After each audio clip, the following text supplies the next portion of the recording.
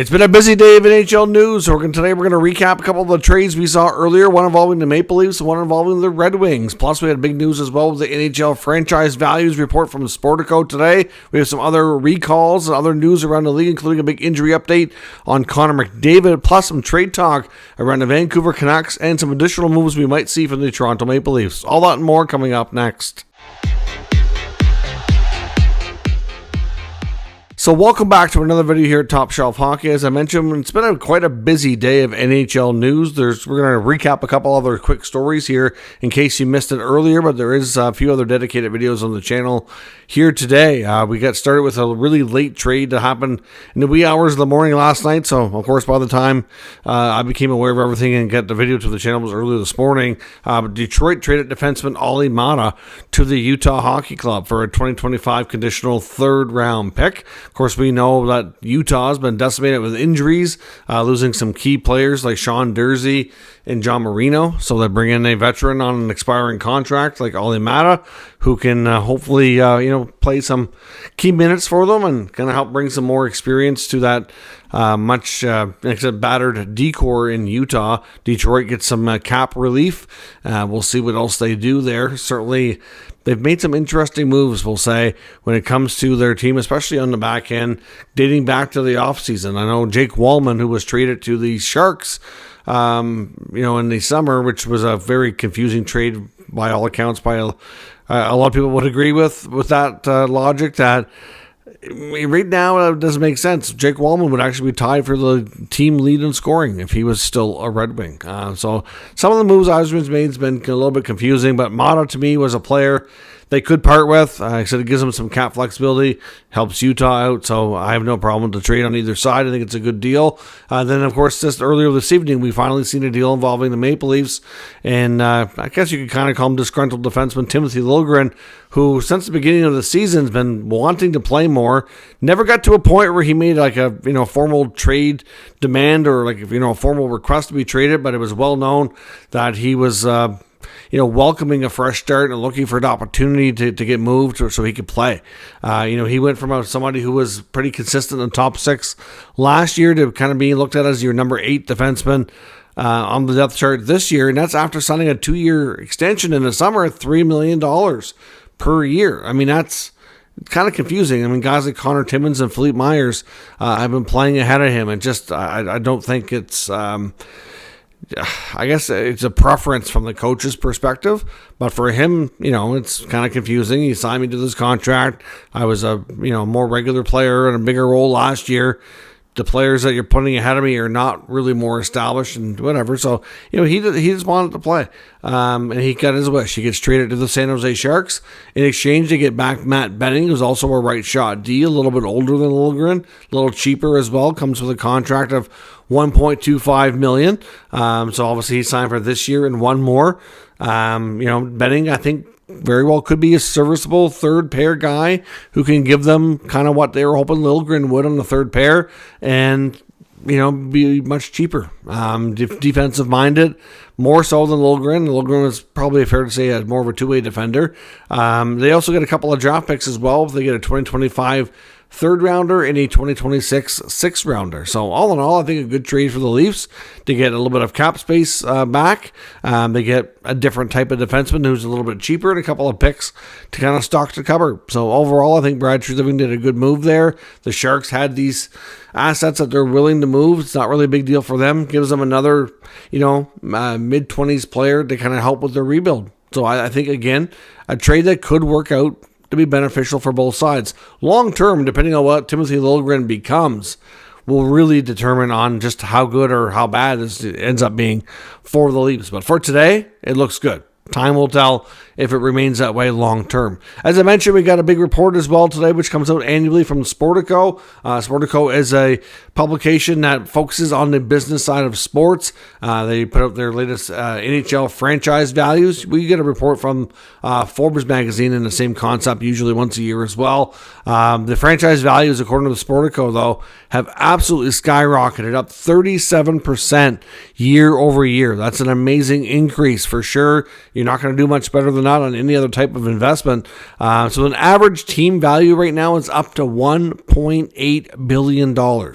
That's insane. And all 32 teams are now valued above $1 billion. I know a year ago, there were still, I think, maybe 3 or 4 of them that was under $1 billion, including the Coyotes, which were the lowest. They've obviously jumped up a bunch after the sale price. We're going to Utah and all the new money and everything that's been injected to that franchise. We saw teams like Buffalo, Ottawa, Winnipeg, some of the smaller markets in the league, also crossed the $1 billion threshold as well. So a huge jump. Now the Leafs are still on top, $3.66 billion. The Rangers also over 3 at 3.25. The Habs are just shy of 3 at $2.95 billion. Some of the other big franchises and big markets have jumped up as well. Boston had a major increase. They're up to $2.67 billion. LA's at $2.5 billion. Chicago, $2.45 billion. And the Oilers had a big jump as well, largely in part to their Stanley Cup run, $2.4 billion. In Utah, like I said, they were the lowest franchise when they were the Coyotes. They're now at $1.2 billion, just a smidge ahead of Winnipeg and Ottawa. So clearly, from the owner's perspective, life is good. The values are high. I do think this is going to have a major impact on expansion. Obviously, we know the NHL is very likely going to expand again. It could expand by as many as 4 more teams. I don't know if that's going to come all at once or what kind of timelines we're looking at, but that's the belief amongst a lot of well-connected people. And you got to think with the average franchise value now being $1.8 billion, you have to think that the next expansion fee is probably going to start with a 2. I mean, if you think about it, Vegas was $500 million, Seattle was $650 million, and that wasn't even that long ago. So these teams are not that old. And to have another couple of teams come in, imagine if they were to pay $2 billion. That's crazy. And then to think about what those teams could be worth in 5 years. Again, pretty crazy stuff. I mean, it's going to have an impact on expansion franchise fees for sure. Also, it could have a big impact on the CBA. We know that the players are definitely going to be asking for a chunk of that money. Currently, expansion fees are not considered hockey-related revenue, which is what is split 50-50 currently between the players and the owners. And I think the owners are getting richer way faster than the players. So I do wonder if the players are going to ask for a bigger piece of the pie of the revenue as well based on those numbers. I mean, you would think we could have a higher salary cap as well. So lots of things that could be impacted by these franchise values. So be curious to see more of this information as time goes on, how it makes an impact on various aspects like we just talked about. Some other news and notes around the league. Kevin Fiala was forced to miss last night's game for the Los Angeles Kings as they lost against the San Jose Sharks. The Sharks now have a 2-game winning streak after being winless to start the year. Fiala was scratched, a healthy scratch, for missing a team meeting. So he should be back in the next game. A couple of news and notes for the Avalanche tonight as they do battle with the Lightning. They're going to be giving Capo Kakkonen his first start as an Avalanche player. Miles Wood is also out day to day, joins a long list of players that are out. Oliver Shillington's going to draw in, except he's going to have to play it forward. The number of experienced forwards in this lineup is ridiculously low. You're looking at Mikko Rantanen, Nathan McKinnon, Casey Middlestat, and a bunch of guys with no experience for the most part. It's pretty crazy. If the Lightning can't win tonight, I'm not sure what it's going to take. In Calgary, they've also activated youngster Sam Honzek, who's been injured, and they've also assigned Adam Klapka back to the American Hockey League. In Detroit, recalled Austin Watson on an emergency basis as well to play in tonight's game against the Detroit Red Wings. Connor McDavid, of course, we know left the game the other day, injured. We've been waiting for more word on his status. Right now, Oilers are saying 2 to 3 weeks. So, don't know exactly the injury. We know it's some sort of a leg injury. 2 to 3 weeks is maybe you could consider that dodging a bullet, but it's still an extended time. Last year, I believe it was around 6 games that McDavid missed, and the Oilers did not do very well in his absence. I honestly do think he might have rushed back because the team wasn't getting it done without him. I do wonder how this will impact, their team and their season right now. So hopefully it's not longer than 2 to 3 weeks right now, that their estimate is accurate, but going to be a big, big loss for Edmonton, who hasn't had the greatest start already. If they would have had a terrific start and banked more points, it'd be a little bit easier to sustain this loss. Now, as I mentioned, of course, we saw some trades today, but there's more rumors and things we could see here down the road. Frank Seravalli, on a recent Vancouver media radio hit, I was talking about some of the things we might see out of Vancouver here. According to Frank, he says that the Vancouver Canucks, even though there's no trades that are imminent right now, but they're certainly already starting to make calls and do their due diligence, test the market on what they can move and improve on the back end. They definitely want to improve their decor. I think it's fair to say they're not totally thrilled with the game of Carson Soucy so far this year, and they want to make some improvements, of course, getting deeper into the season. So it might be a little while before we see these moves, but they're making phone calls. They're kind of, like I said, they're testing everything out, kind of seeing who might be available, what the prices might be like, just kind of doing their research, so to speak. But a couple of names that have been linked to Vancouver that, according to Seravalli, they may have various degrees of interest in. One would be Rasmus Andersson in Calgary. Of course, we know those two teams have had so many trades in the last few years. It's kind of crazy. At one point, we could call the Calgary Flames the Calgary Canucks. At this point, though, it's not really, to me, a given that Calgary trades players like Andersson this year. Most of their veterans that would be interesting to other teams are not on expiring deals.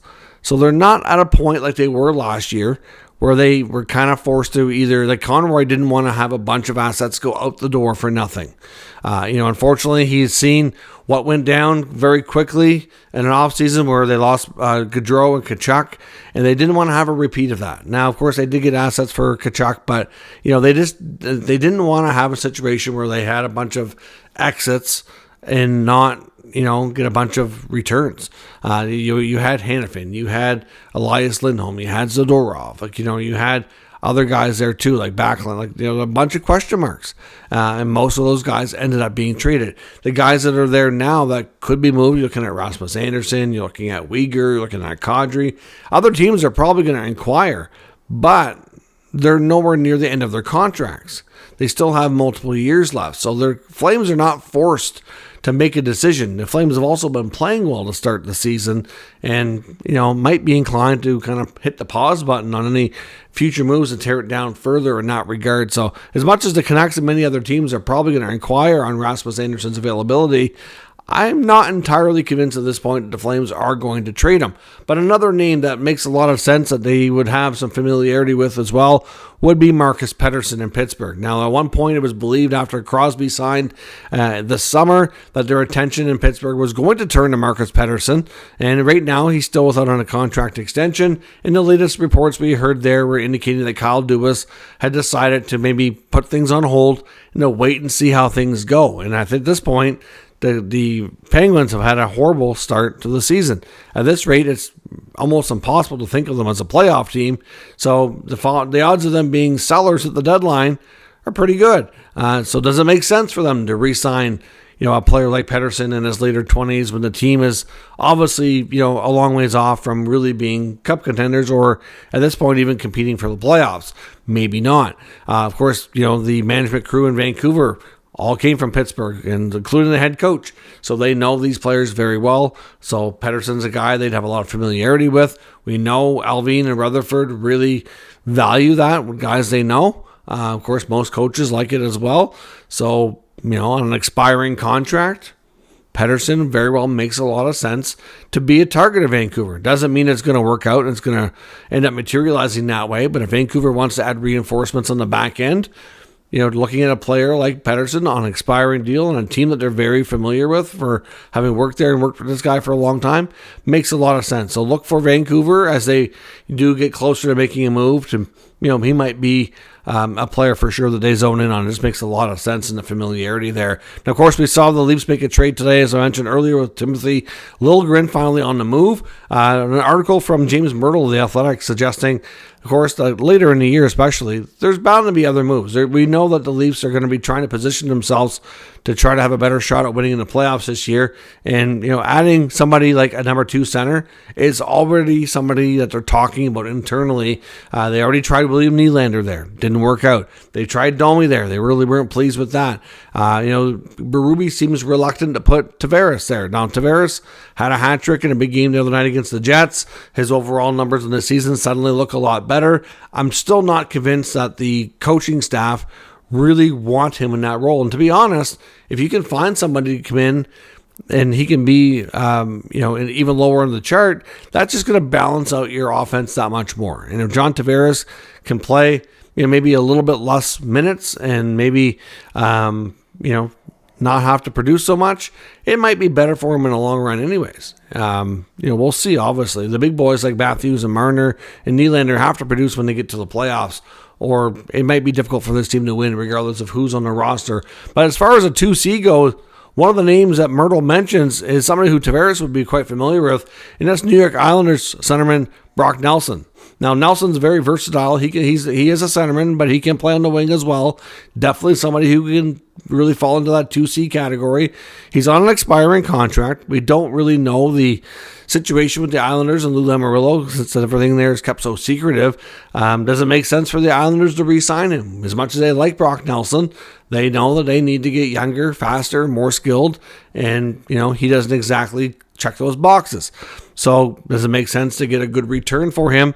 And, maybe he doesn't come back next year. I mean, they have to figure out a way to replace those goals. He's been a pretty steady 30-goal guy for them for a number of years now. But he's definitely somebody who would be more than qualified to be a 2C. And he's not exactly what you call a shutdown guy, but he is somebody who's not really a liability either. So, he's somebody who can score. He's got lots of experience. He's been on some deep playoff runs. He knows what it takes to win.